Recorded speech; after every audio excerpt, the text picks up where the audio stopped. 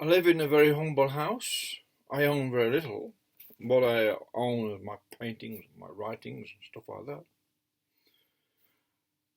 And I'm very happy, and I think it's how we're brought up in our early years that makes us, gives us what our basis of happiness through our life. It has nothing whatsoever to do with how much material gains we make through life by being in massive amounts of debt. Nothing whatsoever. I mean, the happiest places I've been to, I've travelled a little bit, not that much, but a little bit, are villages in certain islands in the Pacific where they've got basically hardly any money at all. They live in little houses they assemble from what they can build. The men work together, the women work together, they build these simple dwellings, but they're comfortable enough.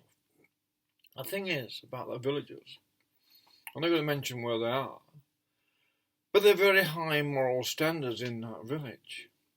Women are free, but they've got a high moral standard amongst themselves. Free doesn't mean we're free to be promiscuous.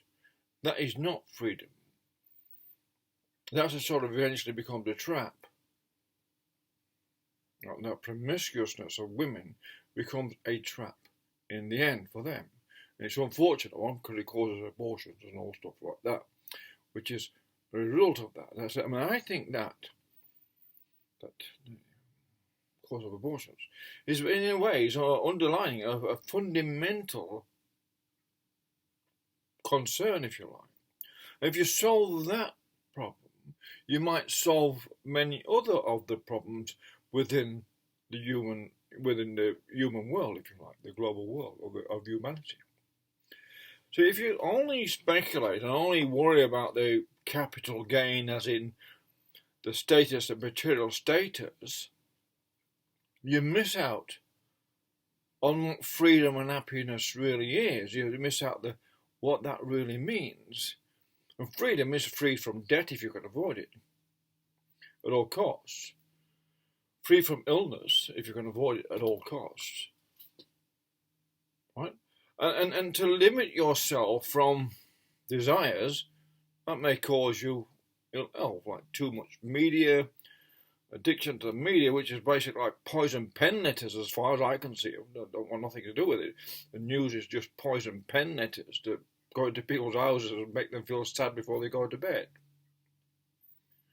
Too much booze, too much drugs, too much addiction to a very easy life fools people to think happiness is to do with in that trajectory and trying to get happiness by buying it. You can't buy happiness. It's simple. If you cannot enjoy what is free, you can't enjoy your life, no matter how rich you are. Some people, like Jeff Bezos, I don't know if he's an happy man. He might be one of the wealthiest men in the world, but I just use him as an example, nothing personal to him. But apparently he doesn't need to use a toilet. Because he has people working who are afraid to take a toilet break.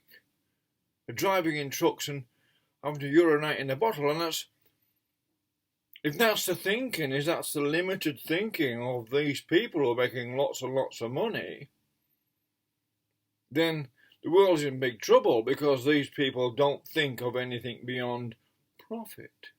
And what's profiting them is really taken away, really, from the quality of the humans making this profit. Rather, if your feeling of superiority comes with the car you drive and the house you're in and the rockets you drive into space, fly into space, but you're treating people so disrespectfully,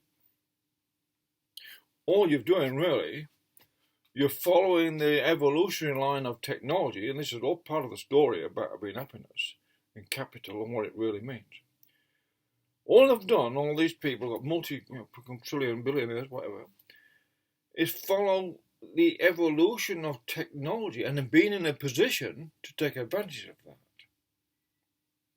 They're not all invented all this technology. It's done a long time ago. Silicon chip was invented or discovered to have been made in 1956 or thereabouts.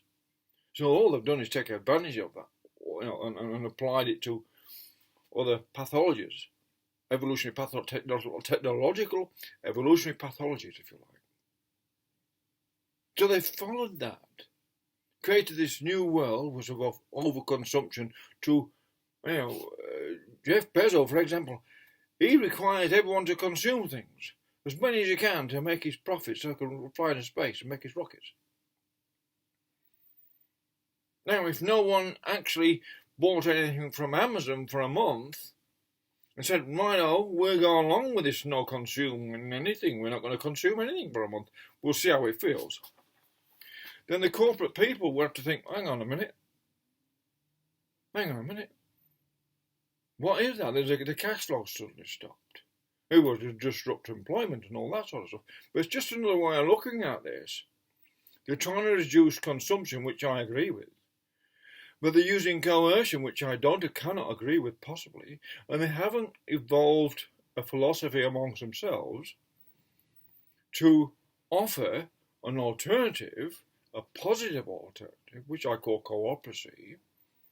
And I'm proud to announce that. Where you give people, if you want people not to have babies because they're not responsible to bring them up, obviously. You can't have people bringing all these babies into the world and children who end up in jail or in prison or doing crime or shot on the streets or whatever happens to them because there's no parental guidance, no real parental guidance. It's not a religious thing. It's a biological thing. A positive biological thing to bring your children up so they're strong in heart and mind and soul. There's nothing to do with religion. It's purely biological and within the human moralistic systems.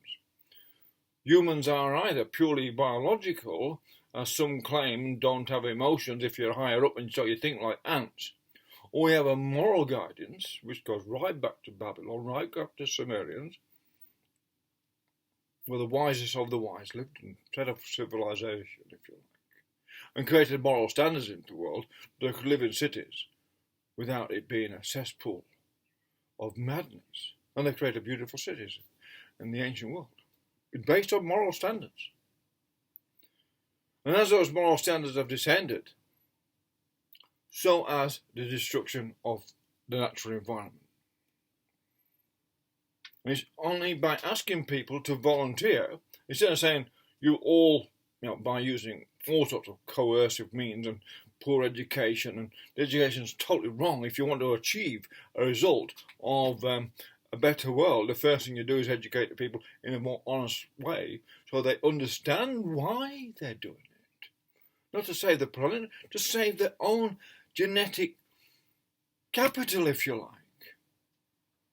Well, if you're not interested in having children, say, well, if you not have children, there's work to do, working on environmentalism, for instance. There's many, and this is a part of, I'll do a few short, I'm trying to keep them under 10 minutes, videos on how this works. Because unless the philosophy changes at the top, they're doing damage to the whole human genome. Because they don't understand technology in charge, and they're not really in charge. Because a man who can't, like Jeff Bezos, who can't allow his people to go for a toilet break and have a proper toilet break, look, the Chinese get 2 hours for lunch. How is that a bad system? America don't even get a chance for do a leak. Never mind have your lunch, you'll eat while you're driving. I mean, that's not an evolved system. That's a system that's regressing. Because Jeff Bezos doesn't understand in himself. He knows how to make money, but he does not know how to understand or how to evolve or get it into a discussion about how to evolve his systems. So what is real profit is an improvement in human lives and at the same time reducing consumption and reducing the population through natural positive attrition, through asking people to maybe opt out or breed, but ask them. Ask people, be honest.